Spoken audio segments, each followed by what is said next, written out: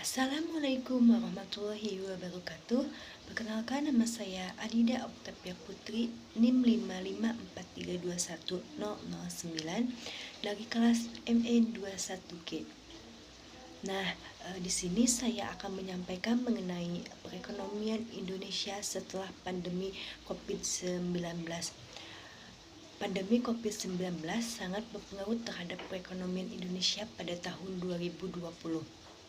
Pandemi ini mengakibatkan adanya penurunan kepada seluruh komponen produk domestik bruto atau biasa kita kenal dengan PDB, kecuali pengeluaran konsumsi pemerintah.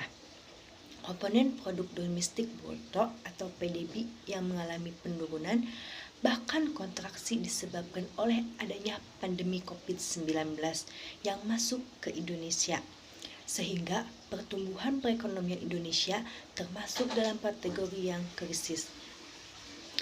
Perekonomian krisis terlihat dari kontraksinya pertumbuhan produk domestik bruto atau PDB sebesar 2,19%.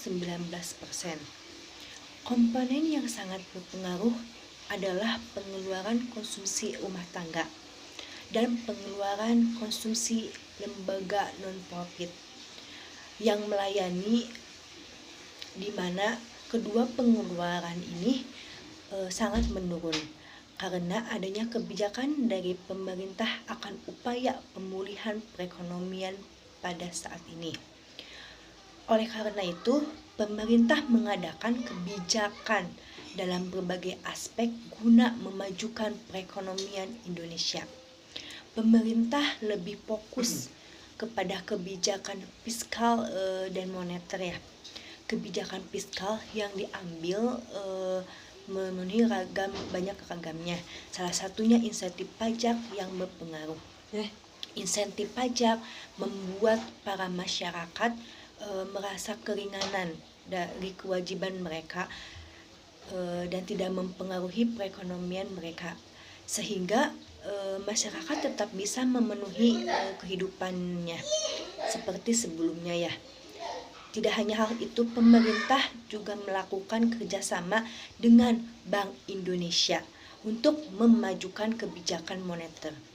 Kebijakan ini bertujuan jumlah uang yang beredar ketika suku bunga mengalami penurunan pada saat itu, juga para investor menginvestasikan kepemilikan mereka kembali.